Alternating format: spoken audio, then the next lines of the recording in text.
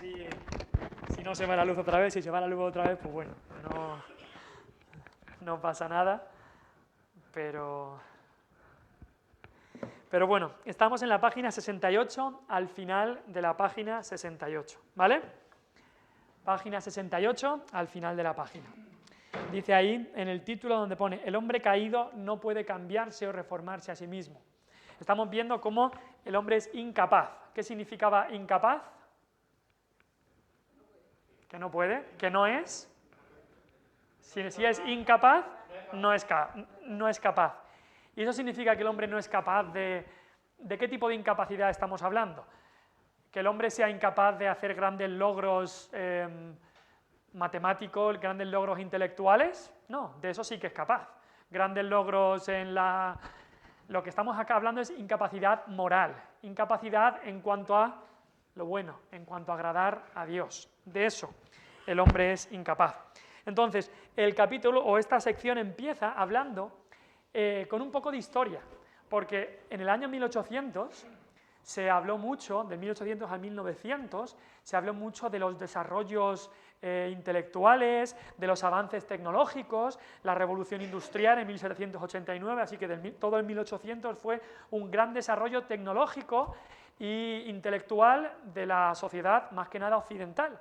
Y el 1900 empezó con mucho optimismo de que el hombre ahora pues iba a ser capaz de llegar al punto cúlmine de la sociedad, porque ahora sabemos tanto, tenemos tanta tecnología, vamos a acabar con todo el hambre en el mundo, vamos a ser una sociedad perfecta, vamos a evolucionar, ya había empezado la teoría de la evolución, pues estamos evolucionando hasta el nivel más alto de la sociedad, y de la intelectualidad, y de todo va a ir bien.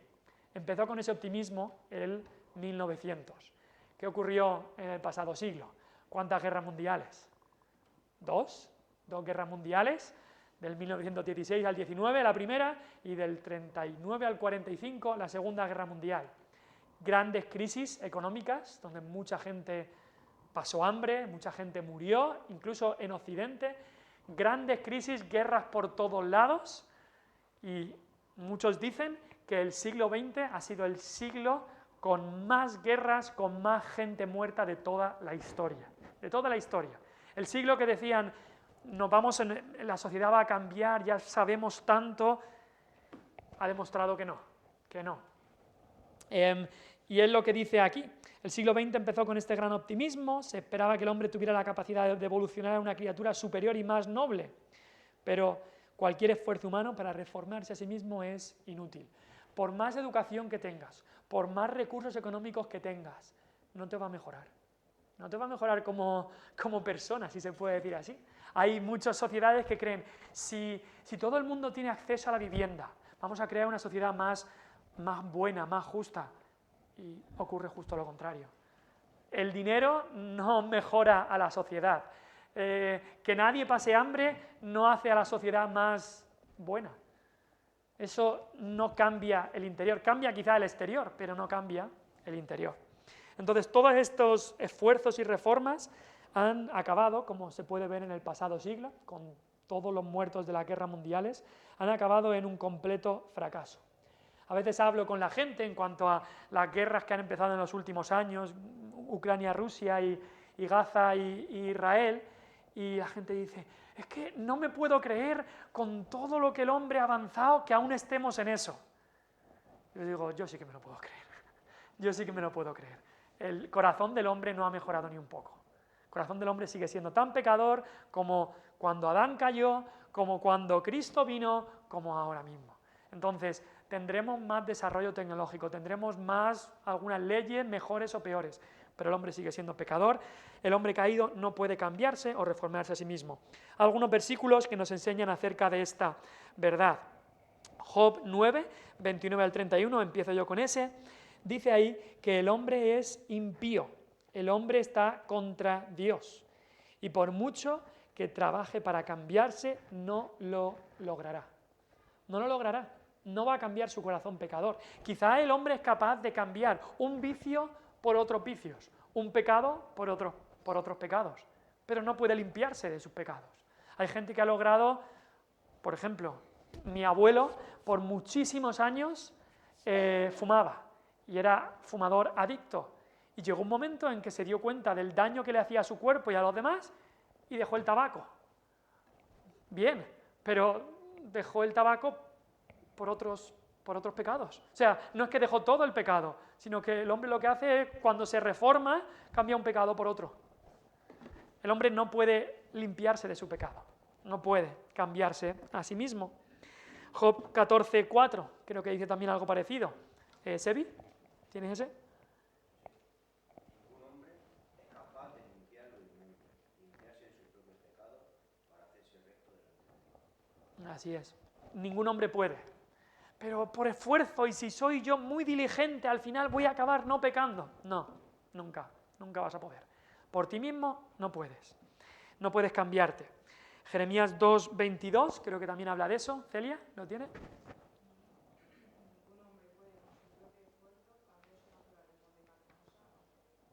No puede. No puede ser borrada esa mancha. Habla de las manchas y no puede ningún hombre. Jeremías 13:23. Juana, ¿tiene ese? Dice, mudará el etíope su piel y el leopardo su mancha. Así también podréis vosotros hacer bien, estando habituados a hacer el mal. Ahí hace una ilustración muy, muy curiosa. Un leopardo, por mucho que se lave, ¿se va a quitar las manchas de su piel que tiene? No. Habla de un etíope, un hombre de raza negra. Tampoco. Yo tengo un montón de pecas por todos lados y me ducho todos los días y no me las puedo quitar. Eso es una ilustración para decir, de igual manera, el pecado, tú no puedes. Tú no puedes limpiarte de tu pecado. Igual que yo no me puedo quitar las pecas cuando me lavo, igual que un hombre de raza negra, por mucho que lo intente, no se puede cambiar su piel, igual que un leopardo no puede quitarse las manchas, nadie puede quitar su propio pecado. Una ilustración muy, muy clara de lo que es la incapacidad del hombre para cambiarse o reformarse a sí mismo. Así que hemos visto 5 cosas que el hombre es incapaz moralmente, 5 cosas en estos 3 últimos temas. Primero, el hombre no puede conocer a Dios por sí mismo, no puede conocer a Dios. En segundo lugar, el hombre no puede amar a Dios. En tercer lugar, el hombre no puede buscar a Dios por sí mismo. En cuarto lugar, el hombre no puede obedecer a Dios. Y en quinto lugar, el hombre no puede cambiarse a sí mismo. El hombre, sin ayuda de Dios y sin la gracia de Dios, no puede hacer ninguna de estas cosas. Ni conocer a Dios tal como Dios es, antes Dios se tiene que revelar a Él, ni amar a Dios, porque nos dice la palabra que nosotros le amamos a Él, porque Él nos amó primero. Si Él no nos amara primero, no hubiéramos podido amarle. El hombre no puede buscar a Dios, porque nos dice la Biblia, no hay quien busque a Dios. Si nosotros le buscamos es porque Él ha cambiado nuestro corazón para que le busquemos. El hombre no puede obedecer a Dios. Sin fe es imposible agradarle y obedecerle. Y el hombre no puede cambiarse a sí mismo. Por más que la sociedad y los gobiernos digan que si ponemos estos dineros aquí, esta ayuda social y este ingreso mínimo vital y cualquier cosa que el gobierno se invente para mejorar la sociedad, no la mejora. No puede. No puede desde afuera cambiar el corazón. Solo Cristo cambia desde dentro hacia afuera. Vamos a la lección 10. La lección que nos habla de un enemigo que tenemos y de, antes de que fuéramos cristianos, que no era nuestro enemigo antes de que fuéramos cristianos, era nuestro amigo, desgraciadamente. Vamos a ver lo que significa que el hombre sea esclavo de Satanás. Ahora, voy a empezar con una pregunta para que pensemos un poco como siempre hacemos.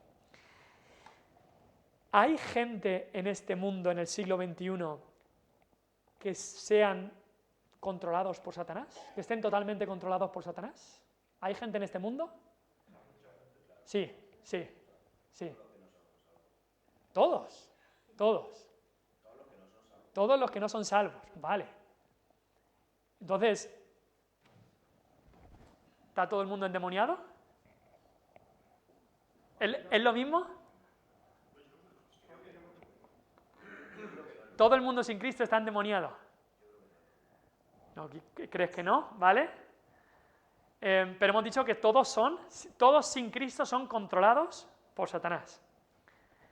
Pero lo que llamamos endemoniado es, o lo que la Biblia llama endemoniado es cuando el control de Satanás que tiene sobre un individuo le llena de tal manera que comienza a hacer o cosas totalmente irracionales, tirarse al fuego, hacerse daño completamente a sí mismo, o comienza a hacer cosas sobrenaturales, una fuerza descomunal, dar saltos que una persona normal no puede. Eso es lo que muchas veces se llama endemoniado.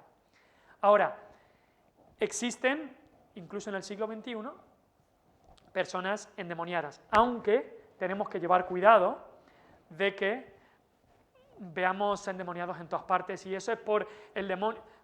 No, lo hay cuando alguien se adentra en lo que es el terreno del ocultismo, de la brujería, de todo eso, puede llegar a estar endemoniado. Ahora, una cosa muy importante que tenemos que saber, el cristiano no puede. El cristiano tiene a Cristo en su corazón, al Espíritu de Cristo, no puede entrar allí el demonio. El demonio le puede tentar desde fuera, sí, y Satanás nos tienta desde fuera, pero no puede hacer nada desde dentro, porque quien habita dentro es el Espíritu, así que podemos estar tranquilos. Círculos pentecostales a veces se habla de esto, de tal persona, vamos a sacar el demonio y exorcismo y cosas así. No, si es cristiano, no puede. Y mucho de lo que muchas veces la gente culpa al demonio es nuestra propia carne. Nuestra propia carne y ya está. No, o sea, por supuesto, Satanás está ahí detrás, pero no culpes al demonio a veces si, ay, hoy, esta mañana me he quedado dormido en la cama y no he podido ir a la iglesia, tal, la culpa la tiene el demonio. Bueno, quizá no te pusiste el despertador la noche de antes, quizá te pasaste hasta las 3, 4 de la mañana viendo una serie o viendo una película y es por eso por lo que no has podido ir. No es porque el demonio te ha hecho que te duermas y te levantes a las 2 de la mañana. Entonces, cuidado con echarle la culpa a Satanás de cosas que tenemos que tomar la responsabilidad nosotros, ¿vale? Entonces, es verdad que en algunos casos Satanás posee a una persona de una manera que incluso esa persona hace cosas que vemos como sobrenaturales o irracionales. Pero lo que tenemos que tener claro es que toda persona sin Cristo, de alguna manera u otra, está bajo el control de Satanás. Todos. Y lo vemos muchas veces en las cosas que Satanás promueve en nuestra sociedad. O sea, algunos endemoniados en el tiempo de Cristo, un padre vino con su hijo diciendo que el demonio le hacía tirarse al fuego, le hacía hacerse daño a sí mismo, le hacía hacerse cortes. Hay muchas de las cosas que se promueven en nuestra sociedad, las drogas, otro montón de cosas, como vamos a ver hoy después de la comida, algunas de estas cosas, que promueven lo mismo. Yo no digo que las personas estén poseídas, pero las drogas en los jóvenes promueven exactamente eso. Promueven que los jóvenes pierdan la vida mucho antes de lo que debería ser. Promueven, pues, lo mismo que vemos en el Nuevo Testamento, que personas poseídas por demonios actuaban de la misma manera. Así que bueno, al estudiar esto tenemos que tener esas cosas claras. La Biblia dice que al cristiano el maligno no le toca. Entonces, puedes estar tranquilo. Como cristiano, Satanás no tiene control de tu vida. El control de tu vida lo tiene Dios. Y nunca podrá poseer, porque la Biblia dice que Cristo no va a habitar con Satanás en un mismo lugar. Si está Cristo, Satanás se va, ahí no puede estar. Eso es lo que nos puede dejar tranquilos, pero a la misma manera sabemos que todo este mundo está bajo el control del diablo. A veces el diablo se manifiesta de una manera pues más, si se puede decir, más claras, gente que se entrega pues a la brujería, al ocultismo. Mi suegro antes de convertirse hacía la tabla esta de la Ouija y todo esto. Y esas son como maneras más visibles que Satanás, pero Satanás es muy listo. No siempre utiliza esas maneras. A veces utiliza maneras como de una religión de obras. Y también la Biblia dice que Satanás se viste como ángel de luz. A veces es un ángel de luz que habla de religión de obras. Tú te puedes ganar el cielo siendo buena persona. también Satanás está detrás de ese tipo de doctrinas. Entonces no es solamente el satanismo que esté bajo el control de Satanás, sino toda religión falsa también está bajo el control de Satanás. Entonces vamos a ver aquí, dice el segundo párrafo, que aunque pocos hombres se considerarían seguidores del diablo, la Biblia nos dice que todos los hombres nacen bajo su dominio y están cautivos y son esclavos del diablo. Entonces, ahora, cuando son esclavos, lo dice también aquí, no es como una víctima retenida en contra de su voluntad. No es que el hombre caído dice, es que Satanás me obligaba a hacer el mal y yo no podría hacer otra cosa. No, tú lo hiciste voluntariamente, siguiendo las órdenes de Satanás, pero porque tú querías seguir y obedecerle en esas cosas. Luego nos habla del gobierno de Satanás. Debemos tener mucho cuidado, dice, cuando hablamos del gobierno y poder de Satanás. Dios y el diablo no son poderes iguales. Muchas veces se habla de la lucha entre el bien y el mal. Quizá también las filosofías orientales del yin y del yang, no sé si habéis visto estas, la figura del yin y el yang, que esto es como la lucha del bien y el mal, lo negro y lo blanco y todo eso. Esa no es la lucha que hay en este universo. Dios está por encima de todo. Satanás no está al nivel de Dios, no. Incluso no hay lucha entre Cristo y Satanás a ver quién va a ganar. No, Satanás es una criatura. Dios es el creador. Si venís conmigo a Judas, eso es un versículo que estaba pensando esta mañana, no está ahí, pero en el libro de Judas,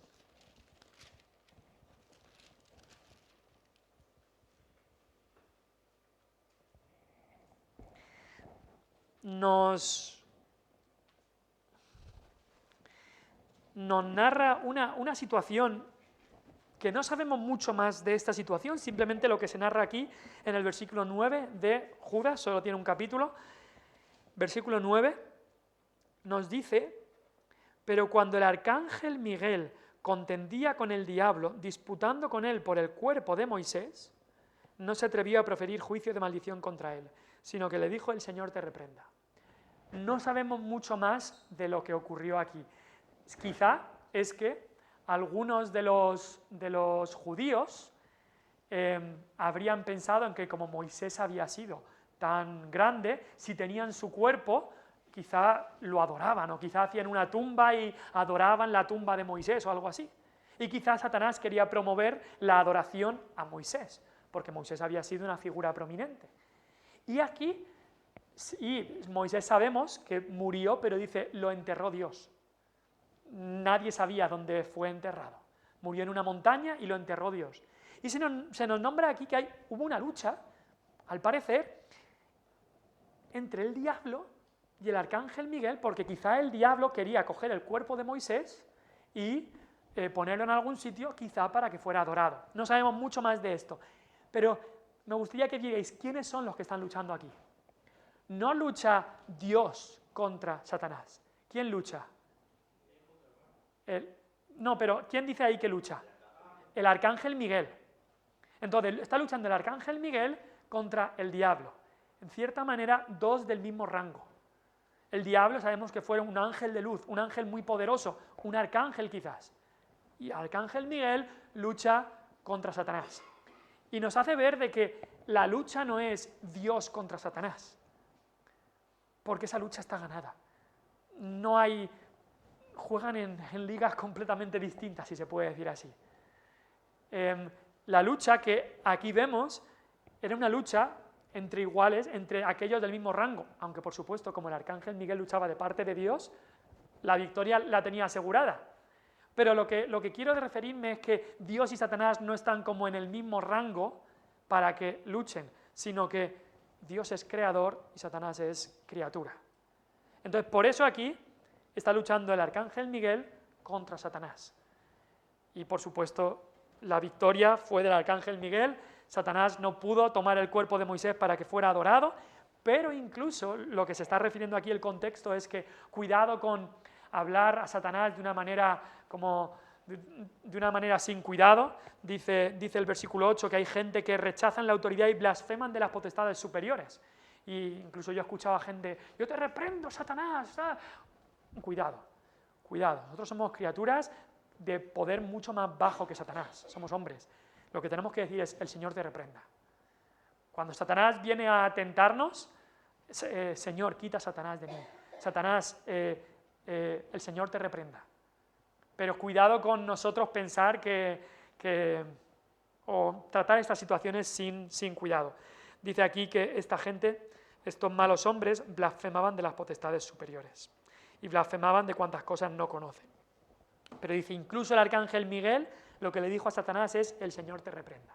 Bueno, me he metido aquí en otro tema completamente distinto, pero lo que me quería referir era que Satanás no está al nivel de Dios, por supuesto, infinitamente por debajo, es criatura y Dios es creador. Entonces, por eso incluso aquí vemos que es el arcángel Miguel el que lucha con Satanás. No hay una lucha cósmica para ver quién gana el universo, no, el universo es de Dios, Dios tiene el control, Dios reina, Dios gobierna. El diablo es una criatura finita y Dios gobierna sobre el diablo con total soberanía. Ahora, sin negar o disminuir la verdad de la soberanía absoluta de Dios, podemos decir en un sentido muy real que este mundo caído, presente, y sus habitantes están bajo el poder del maligno. Es verdad que Satanás hace en este mundo lo que Dios le permite hacer.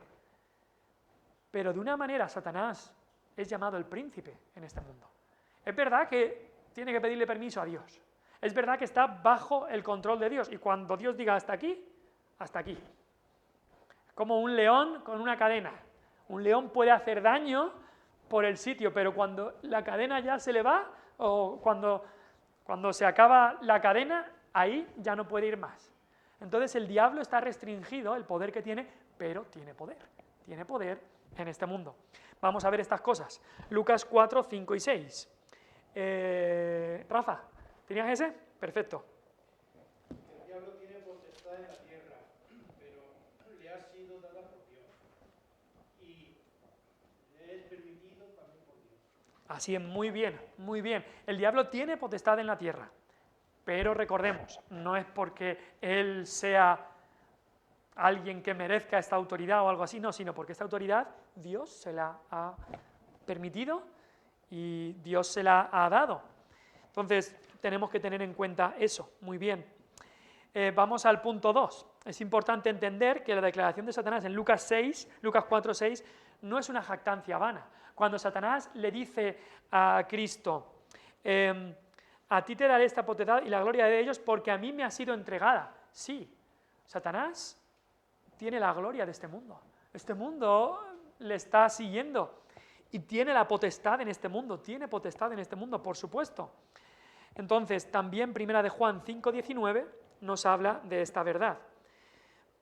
He puesto ahí que dice que el mundo entero está bajo la autoridad, potestad, control del maligno, de Satanás.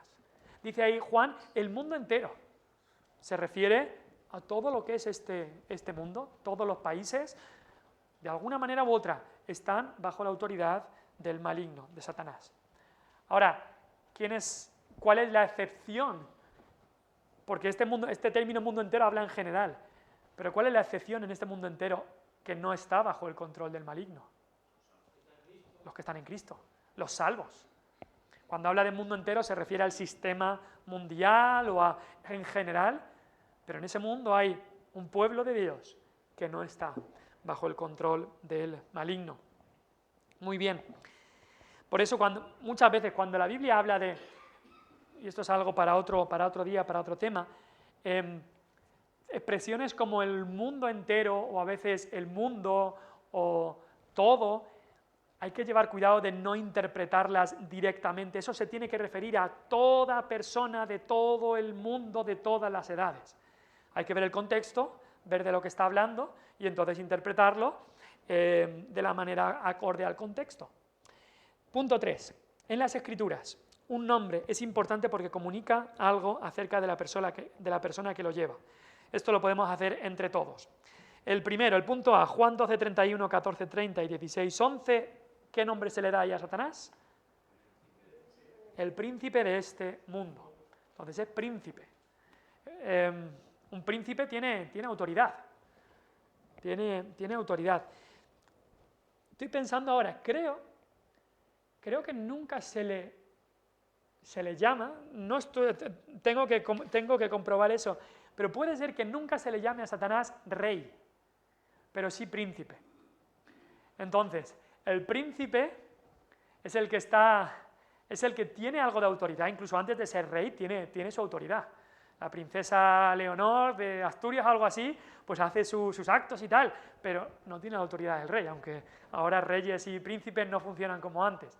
Pero el príncipe tiene su autoridad, pero tenemos que entender que Dios es el rey. Y este príncipe maligno le ha permitido tener autoridad hasta un punto donde ya será lanzado al infierno y donde no tendrá más autoridad. Pero sí es el príncipe de este mundo. Punto B, 2 Corintios 4:4, ¿qué dice ahí? ¿El nombre?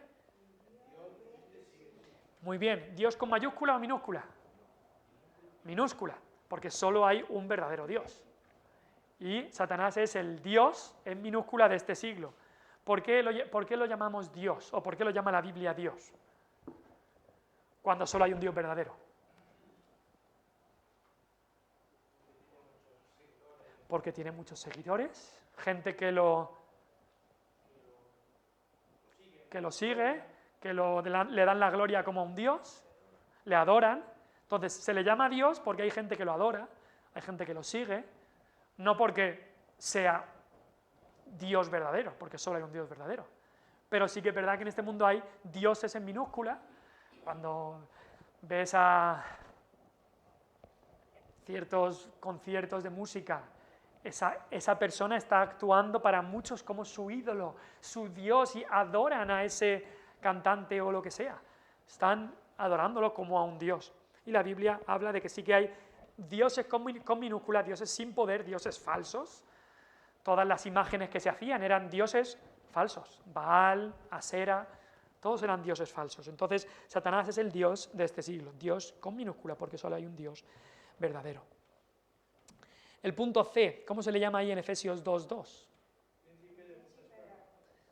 Del aire, el príncipe de la potestad del aire. Veremos más sobre ese nombre después, pero es príncipe y tiene potestad. Vale, vamos al punto 1 en la página 73. Vamos a ver la relación que hay entre Satanás y el hombre caído. Y tengámonos claro, lo repito otra vez, está hablando del hombre caído sin Cristo. Una vez entra Cristo, todo cambia. Entonces, por eso los cristianos, este no es un tema que nos tenga que empezar a asustar en cuanto a nuestra vida. Sí que nos debería de asustar de saber cómo está el mundo, y por eso tenemos que evangelizar, porque para rescatarlos de las manos de Satanás. Pero en cuanto a nuestra salvación, Satanás no puede quitárnosla. En cuanto a nuestra seguridad en Cristo, Él no puede quitárnosla. No puede quitarnos lo que Dios nos ha dado. Tanto Satanás como el hombre son criaturas caídas y al final hay gran afinidad entre ellos, tienen mucho en común, son similares en su corrupción moral y su enemistad contra Dios. Dice, hay tanta similitud que no solamente se habla en la Biblia de que son el hombre caído, pecador, es esclavo o súbdito de Satanás, sino también son sus hijos. Y eso es fuerte, pero es la enseñanza de la Biblia. Entonces, Satanás se describe como príncipe y Dios de la raza caída. ¿Qué dice el punto A? Lo voy a hacer yo. El punto A dice que el hombre caído es un hijo del diablo. Y quería hacerlo yo, porque aquí hay una situación muy peculiar en Juan 8. Los que, si queréis buscarlo, en Juan 8, es un texto en el que Cristo está hablando con los judíos, con los sacerdotes, con los religiosos.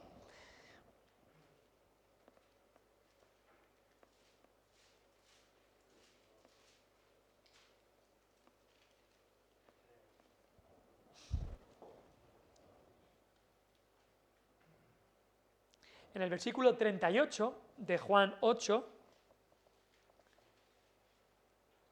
Cristo les dice, bueno, es 37, Juan 8, 37. porque ellos, los judíos, se jactaban mucho y dicen, nosotros somos el linaje de Abraham, somos la nación judía, Abraham es nuestro padre. Y como Abraham es nuestro padre tal, y Cristo les dice algo bastante fuerte. Le dice, sé que sois descendientes de Abraham, pero procuráis matarme, porque mi palabra no haya cabida en vosotros. Es decir, sí es verdad, en la carne sois descendientes de Abraham, pero me estáis queriendo matar a mí. Dice, yo hablo lo que he visto cerca del Padre, y vosotros hacéis lo que habéis oído cerca de vuestro Padre. Entonces ellos dicen, espérate, nuestro Padre es Abraham. Respondiendo y le dijeron, nuestro Padre es Abraham. Es como, sí, ellos sabían, sí que te queremos matar, pero ¿de qué Padre nuestro estás hablando? O sea, ellos decían, nuestro Padre es Abraham. Jesús les dijo, versículo 39, si fueseis hijos de Abraham, las obras de Abraham haríais. Entonces, vale, en la carne, según la sangre, eran hijos de Abraham, porque eran descendientes. Pero aquí Cristo está hablando de otro tipo de hijo. Dice, en realidad no sois hijos de Abraham en cuanto a las obras, porque Abraham no quería matarme. Abraham no estaría haciendo lo que estáis vosotros haciendo. Le está diciendo, espiritualmente no sois hijos de Abraham. Por la carne sí, pero espiritualmente sois hijos de otro, le dice Cristo.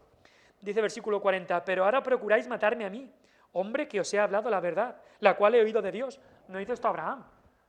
Abraham hubiera hecho todo lo contrario. Abraham seguía a aquel Mesías que vendría. Abraham amaba a Dios.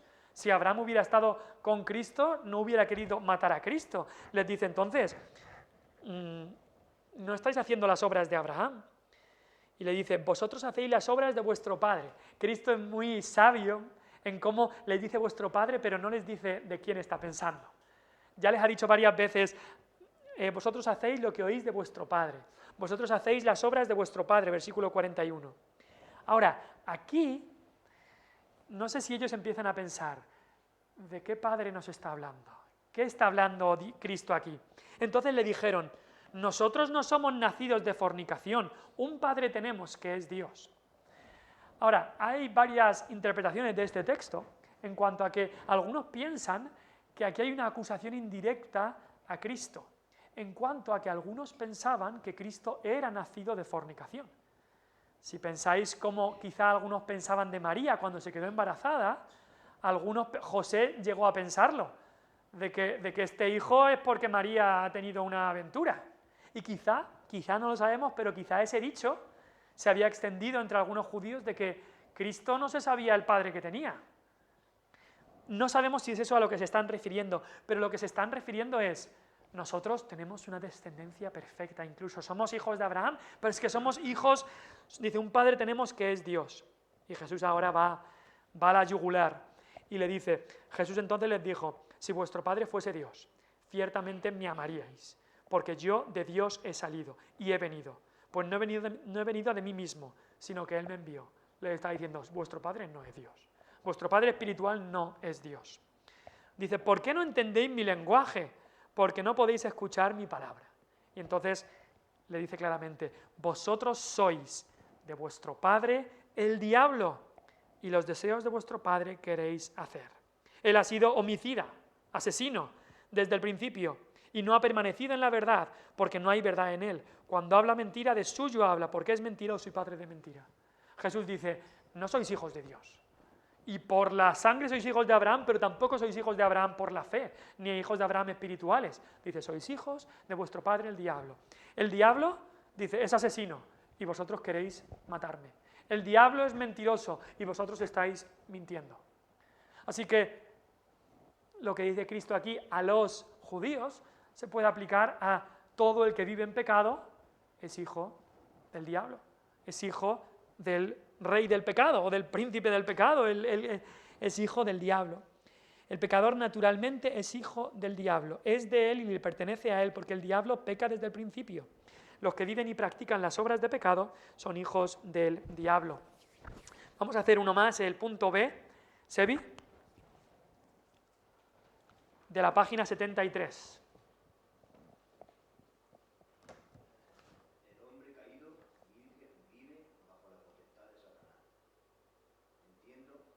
Persona vive bajo el gobierno de Satanás, a no ser que Dios le haga su Así es. Toda persona vive bajo el gobierno de Satanás. Hemos visto que en algunos casos, pues, que no son tantos o no lo sabemos, pero en algunos casos quizá puede ser incluso que Satanás controle y posea completamente a esa persona.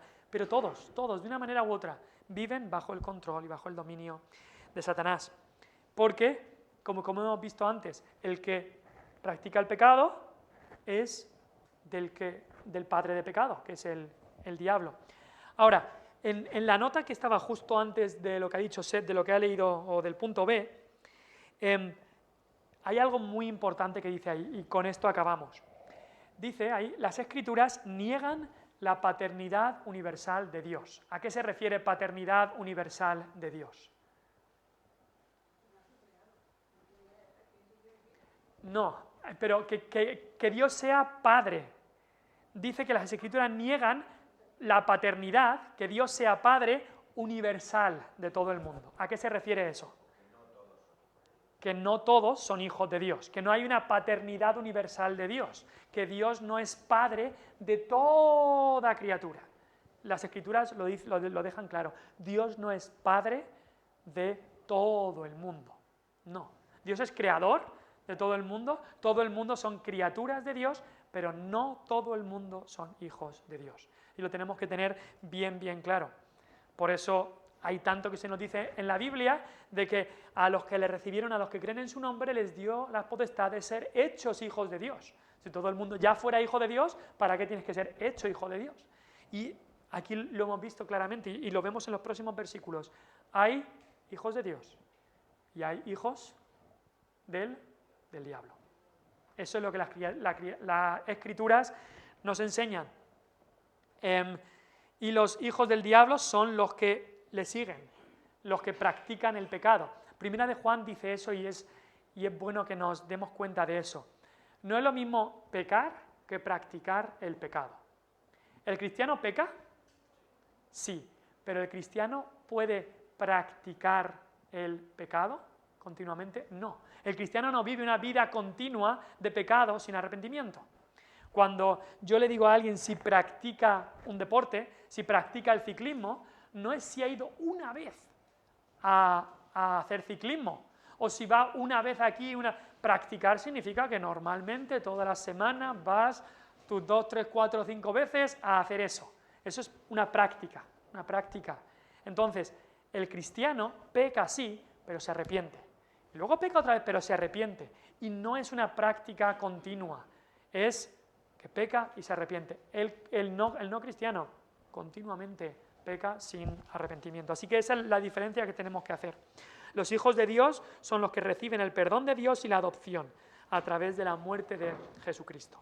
Vamos a dejarlo ahí y ya pues vamos a prepararnos para el culto. Oremos. Padre Celestial, gracias te damos por tu palabra perfecta. Gracias te damos porque no hay nada como ella. Es nuestra guía, es nuestra brújula, es nuestra agua que bebemos cada día, es lo que nos alimenta de verdad, es miel, es como oro y plata, Padre, es como ese martillo que destroza la piedra. Señor, tu palabra es nuestra delicia, nuestro solaz. Gracias, Padre, por tu palabra. Gracias, Padre, porque en tu palabra te encontramos a ti revelado, tal como eres. No como nosotros nos podemos imaginar cómo eres, sino tú como realmente eres. Gracias, Señor. Tu palabra es perfecta. Ayúdanos a someternos a tu palabra. Y ayúdanos a saber que sí tenemos un enemigo poderoso, pero un enemigo que no puede hacer nada contra ti y fuera de tus límites y fuera de tu voluntad. Gracias, Padre, por Cristo, que nos salvó. En el nombre de Cristo lo pedimos todo. Amén. Muy bien, pues ahora